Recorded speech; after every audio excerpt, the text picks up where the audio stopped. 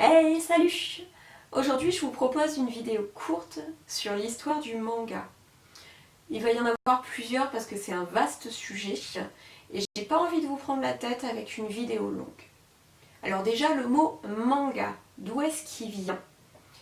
Eh bien en fait, il est composé de deux caractères d'écriture japonaise, les kanji. Les kanji, ils sont faits à partir d'idéogrammes. Et les idéogrammes, c'est la façon de passer des idées ou des concepts dans un dessin. Vous en avez probablement déjà tous vu. Si vous êtes déjà allé manger dans un restaurant japonais ou dans un restaurant chinois, habituellement, soit ils en ont sur leur enseigne directement, soit ils en ont aussi sur les menus quelquefois de noter par-ci par-là quand vous prenez votre menu M3. Et donc, le mot manga, le voici. Alors, ça se lit de haut en bas. Et en haut, donc, c'est man. Man qui signifie dérisoire, sans but, débordement. Et ga qui signifie image. Le mot manga veut donc dire une image dérisoire, une image qui n'a pas forcément de sens, une image sans but, une image caricaturale. Voilà. Ça c'est un gros pavé, mais c'est à peu près ce que ça veut dire dans le sens premier. Alors comment est-ce qu'on en arrive en fait au manga d'aujourd'hui, qui justement a une narration, une histoire, des bulles, des cases, etc. Et bien en fait ça commence par les ema-kimono. Ce sont des rouleaux de texte et de dessins qui datent de la période de Nara, en 710. Vous voyez, c'est sacrément vieux. Donc ces rouleaux, en fait de base, c'était de la pure propagande de Chine. Ils importaient le bouddhisme et il leur fallait des textes et des explications simples. Donc ils faisaient des ema-kimono pour donner l'envie aux gens de se convertir au bouddhisme.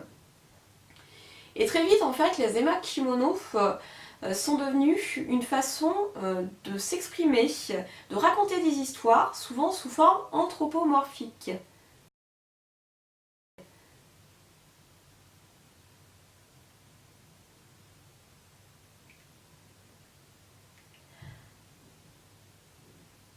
Alors, je vais vous citer l'un des plus importants, qui est pour l'histoire du manga.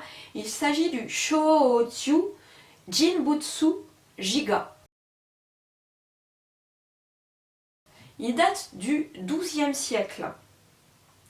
Et il s'agit typiquement en fait d'une critique, une satire de la société de l'époque, avec le pouvoir de cette époque et les bonzes, parce que c'était les deux forces du moment.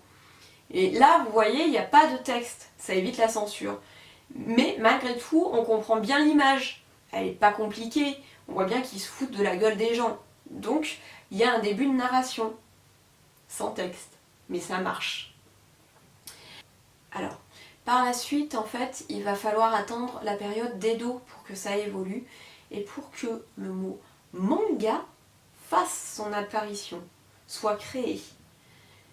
Ouais, ça attend cette période-là. Alors Edo, je pense que vous connaissez, c'est la période des samouraïs, des geishas, des estampes, de l'ukiyo-e. Et d'ailleurs, la personne qui a créé le mot manga, je pense que vous la connaissez. Vous voyez pas trop. Pourtant, c'est quelqu'un de super célèbre. Et si vous connaissez un petit peu l'histoire du Japon, ou juste le Japon tout court, ou que vous avez vu 2-3 films d'animation, vous pouvez le connaître. C'est un homme. Il s'agit d'Hokusai. Ouais, le grand maître de l'ukiyo-e, justement. Et en fait, il faisait des caricatures et il appelait ça Hokusai manga. Voilà. Le gars, c'est un dieu, il a déjà fait des tonnes pour le Japon, et là, il crée le mot manga. Je veux dire, easy quand même. Alors, par contre, après, ça va s'étendre un petit peu plus loin. C'est-à-dire qu'il va falloir attendre l'ouverture du Japon au monde, et donc la fin de l'époque Edo, pour que les choses évoluent. Donc à la fin du XXe, les caricaturistes européens vont importer les cases et les bulles, comme on a aujourd'hui dans le manga. Ce qui fait que ça va bousculer un petit peu les codes qu'il y avait jusqu'à présent, Et finalement, en 1902, on va voir apparaître le premier manga. Ouais, le premier. Bon, c'est encore des dessins caricaturaux, mais ça y est, il y a des bulles, il y a des cases. Et en fait, il a été fait par Yasuji Kitazawa. Voilà. Donc c'est lui en premier qui a créé le manga. C'est pas beau ça? Voilà. Donc la prochaine fois, je vous expliquerai les grands maîtres du manga, ceux qui ont défini ce qu'on a aujourd'hui en termes de trame, de technique, enfin qui ont vraiment écrit l'histoire du manga propre. Et voilà. J'espère que ça vous a plu, que ça vous a apporté des connaissances que vous n'aviez pas encore, que ça vous a intrigué pour les prochaines vidéos. Et si c'est le cas, n'hésitez pas à mettre un petit pouce bleu par là, une petite cloche pour vous abonner à la chaîne pour voir les prochaines vidéos. Et puis à partager sur les réseaux sociaux pour que la chaîne puisse se faire connaître. Allez, je vous fais des bisous, love, bye! Je suis morte, je suis malade comme un chien, donc je m'excuse si la vidéo est moche et si ma voix a l'air d'un canard. Bye bye!